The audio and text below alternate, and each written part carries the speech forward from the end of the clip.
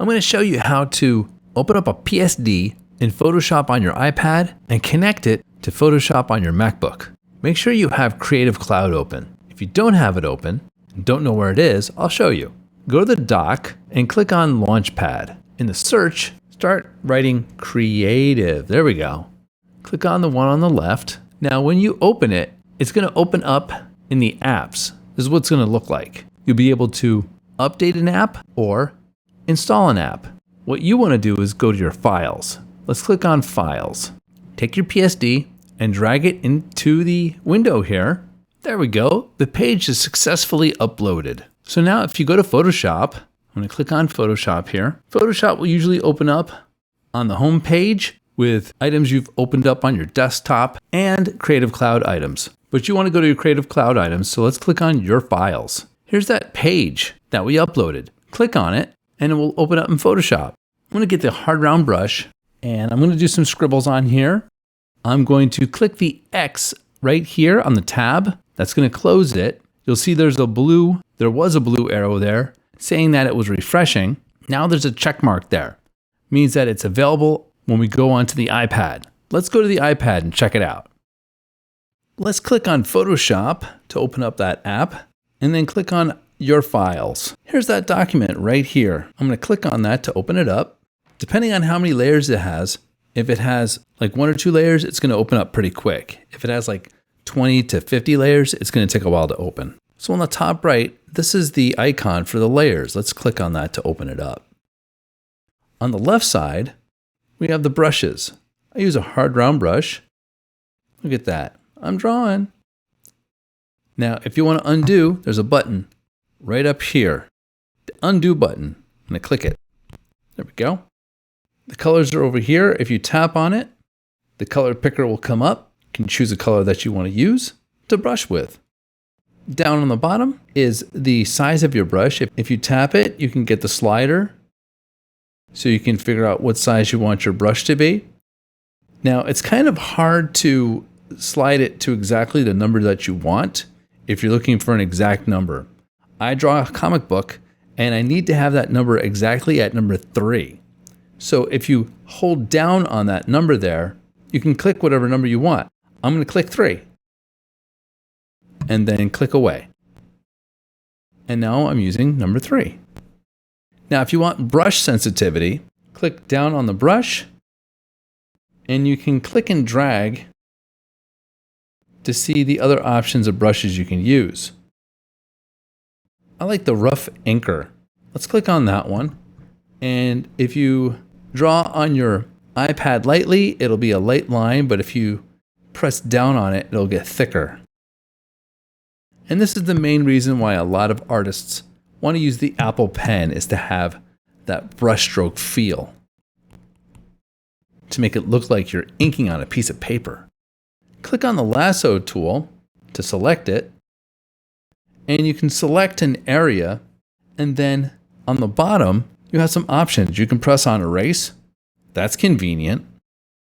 I use that the most. Or I'll select an object, come over here to the right side where the 3 little dots are, and then I'll duplicate selection. Then I can get the move tool, and I can move that wherever I want. You can also select the lasso tool and draw a shape, and then you can fill that with a color. I'm going to make a new layer. If I click on this plus sign right here and click on new layer at the top, you can click and drag the tools on the left to see them. Some of them are hidden. I'm going to click on the paint bucket tool, and I'm going to click inside of this area right here. Now that shape is all black. You can deselect down here where it says deselect. Now this is on its own layer, see that? And we can double click on it and we can name it. On the bottom right is the microphone. I like to click on the mic instead of typing. I'll dictate. Black form.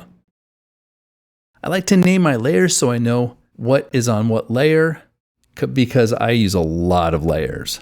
You can also take the opacity down on a layer. This icon right here, if we click on it, we can bring the opacity down on that layer. See that? And this is good for lots of cartoonists that will draw an initial sketch, they'll make a new layer, and then they'll draw on top of that sketch with their finished inks. Let's close that. When you're all done, you can close the iPad and it will save this PSD in the Creative Cloud. Or on the top left, there's a little house. If we click on that, we'll go back to your files. You'll notice on the bottom left down here that the little blue circle with the white arrows is refreshing, and that's going to be, oh, there we go. The check mark is ready to go. So now if we go onto the MacBook, we can open up our artwork there. Let's do that. All right, we're on the MacBook again. You'll notice that the artwork is updated on the MacBook in Creative Cloud. I'm going to open up Photoshop and look at that. The PSD is updated in Photoshop. Let's click on it to open it up. And there we go. I guess I had filled in all black on that form layer without noticing. You'll also notice that the name of the PSD is called PSD-C. The C is for Creative Cloud. And you'll see a little cloud right here.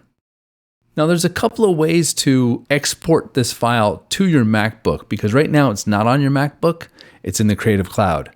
That's a server in New Jersey. If you have lots of layers, I'll do a file, save a copy. I'll click on your computer, make sure it's on the desktop, and then I'll press save. The other way that I used to do it, and since I have lots of layers in my PSD, I don't do it this way anymore because it takes too long. I'll click on the document, click on the three little dots right here, and then click download. This dialog box will pop open.